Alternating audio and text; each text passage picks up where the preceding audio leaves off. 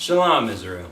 So, people keep asking me, what is the HDU, also known as the Hebrew Defense Unit? The purpose of the Hebrew Defense Unit is to project force on a global scale. Every other nation on the planet, they have the ability and they have the right to show the rest of the world, look, we are willing to stand up for our people, we will defend our people, and we are ready to do so at any time. Now, when we look at the blacks, natives, and Latinos who are truly the Israelites of the Bible, they haven't had that defense in a really long time, since we had our own country. Yasharallah, as we call it today. I don't even know where that name comes from, to be honest with you, but I know that's what we took on. That's what we started calling ourselves. So whatever, that's what we go by. Yeah, it's time.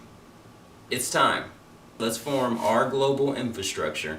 This is made so it's not a singular camp at all. Like, we're not in the spirit of camps. At all. It's not quite the same thing, at least. The camps more so can plug into us, as well as the non-campers, as well as everybody. Because the truth is, I'm going to train you to create your own team right there where you are. I want you to gather all the Hebrews around you, and we're all just going to get on the same pattern, and that is how we will reform our government. So, all right, your basics for now. I want you to go get your 2 swords. Sword number 1. Sword number 2. For sword number 1, I want to stick to the AR-15 for the HDU, okay? This is us. Why? Because this is the most common rifle or, rifle caliber, weapon that is in the United States. So the 5.56 round is the most common rifle round. That means that in a disaster situation, that's what's laying around. All right, so that's why you want to be rolling with this. Now, mine is a 300 blackout. All right, but the thing is, loopholes. 300 blackout, and I also have another. Barrel that actually goes on here. That's 5.56. I can swap this magazine out, put some 5.56 ammo in, and still go to work. So that's kind of that.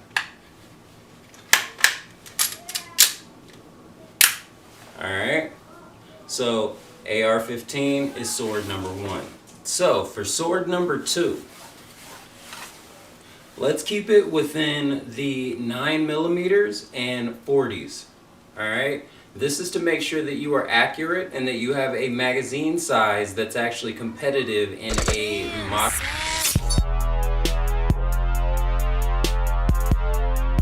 Shalom HDU, it's your first commander, Saf Solomon, reporting. Alright Israelites, today we're going to talk about that anti-warrior spirit that I gotta beat up out of you. First of all, I hear a lot of chitter chatter whenever I'm posting. I'm the former atheist, previous military guy who's only been in the truth for 2 years. So there's a certain aspect of this I just don't have right, and I totally understand that. And I completely respect you guys on that, okay? Like, just to keep it clear.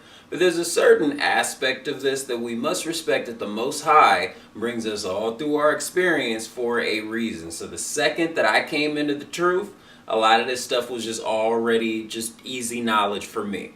Now, your anti-warrior spirit guy, right? What is he quoting? Our weapons of war, not carnal. You guys spit it out so much and misuse it so much. The truth is, the Most High don't want us doing nothing that's not in his intention. When he said that he's giving you some land, you are to go take that land, and you are to go do what he told you to do.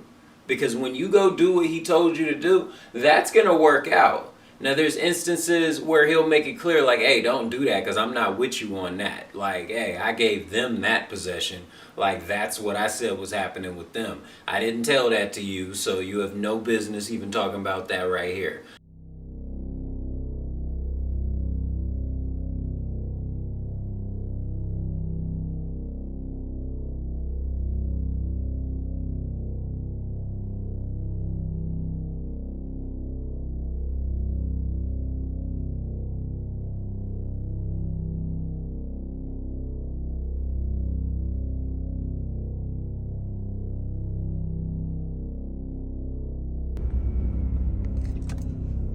All right. All praises to the Most High Yahweh, Bahashem, Yahweh Shah, Bahashem, Rahak HaKadosh. Double honor salutations to the apostles and elders of Great Millstone. Shalom to the hopeful elect. Shalom to you, Akim and Aqua. Also, you children that believe on this word. Shalom to the speckled bird that's scattered around the four corners of the globe. This is your brother Kalak Har coming back at you with another video. And as you saw in the videos, man, that's bright. As you saw in the beginning of the videos, this HDU guy, Sav Solomon, coming with this carnal mind state of how he's gonna build an army to defend the Hebrew Israelite people, and also is gonna help us get into the lands. I don't have it in front of me, his little breakdown of what they want to do, what he want to do as first commander, second commander, elder, and all of this extra nonsense. And I just wanted to put my little 2 cents in. And a lot of the brothers are searching them out, and I even found his YouTube page, and that's where I got some of the videos from. But he's just copying. If you Google Jewish Defense Unit or something like that, something along those lines, Jewish Defense something, and it's the same. It's called Jewish Defense Organization. He's doing the same. He's copying that because all it is a military force to help. He wants to fight against the people that's going against the Israelites, and for us to band together and go back to some type of land. What are you going to call it? What you're going to call it? Black land or something like that, or Israel, Yasharallah land. He even admit that he don't even know what Yasharallah means. You probably know what it means now, but because that video is from a year ago. But he admitted that he don't even know what Yasharallah means. Let's get a scripture really fast. Let's go to 2 Corinthians, the 10th chapter, starting around the 3rd verse.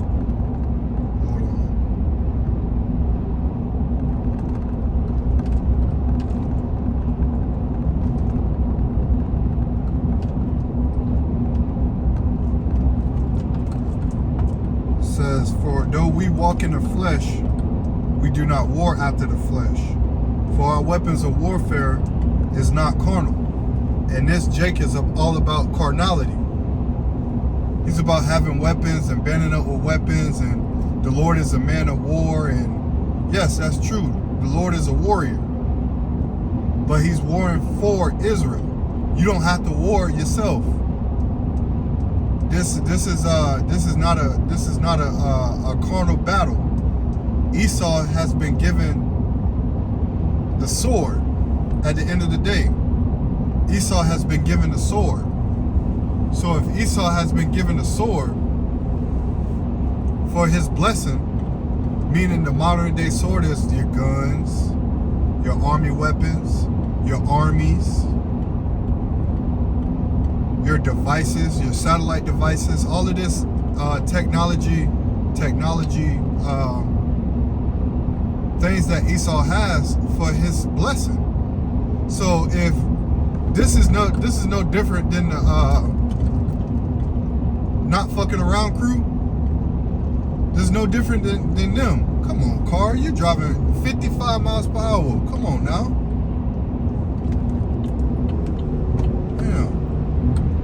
What the hell you doing?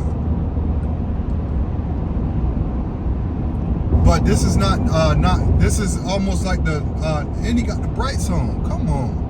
Must be an old person. Not fucking around crew. He has to be a branch for them because they call on they say the TMH or TMH, the Most High. They say that. and they say shalom and all of this extra stuff. So I'm pretty sure he's a branch of that's branched off on his own and think he's gonna mix the truth with this worldly carnal stuff. For our weapons of our warfare are not carnal, but mighty through the Most High to pulling down to the strongholds. So we're not going to fight this war with guns and knives and weapons. We're actually going to fight it through the Spirit. And that's having the faith and the understanding of the Lord and understanding the Scriptures. Because if you don't understand the Scriptures properly, you ain't going to know what to do. You're going to want to fight. You're going to want to think we're going to all band together and it's about unity and coming together when the Lord is only coming back for his elect at the end of the day. The Lord is coming back to get his elect from the four winds of the quote on the globe, and then he gonna beam us up and then put us up back in our own land. World War III has to go off, the battle of Jehoshaphat. Then he gonna put us in our land, pursuant to Isaiah the 2nd chapter. I think it's Jeremiah 23. And so on and so forth. So we're not gonna need an army on this side. We're not gonna need guns and knives and weapons on this side. All we need is the Lord, because we know, like I said, we know Esau's in his blessing. We can't fight against that. You need an angelic force to fight against that. And the Lord gonna come back with his chariots and his angels. And Michael's going to stand up for us in the time of Jacob's trouble. You know, what are you going to do in Jacob's trouble, Jake? You're going to try to fight with your 9mm and your AR-15? You think that's going to be enough to handle Esau? I don't think so. So, like I said, plenty of brothers have did videos on this on this Jake. Because he's not a brother. I mean, he wicked as hell. He got long hair. Talking about guns and everything like that. So, like, the Lord ain't dealing with him. But, you know, we gotta, when we see this stuff, we gotta bring it out. No matter what. Even you just a young brother like I am in the truth, and you see all the elders and some of the apostles talking about it, and they bring it out, and some of the other brothers that's prophets and teachers and stuff, and they bringing it out. Hey, you do the same thing. You bring this out too, because you never know who's watching. You don't know who the Lord gonna wake this up to, or who the Lord is gonna show this to wake them up and keep them from things of this nature. So, with that said, I want to give all praise, honor, and glory to Yahweh, Bahashem, Yahweh Shah, Bahashem, Rahaka Kadash. Double honors and salutations to the apostles and elders of Great Millstone. Shalom to the hopeful elect. Shalom to you, Akim and Aqua. Also, you children that believe on this word. Shalom to the speckled bird that's scattered around the four corners of the globe. This is your brother Kalak Har. Hope to see you on the next video. Shalom.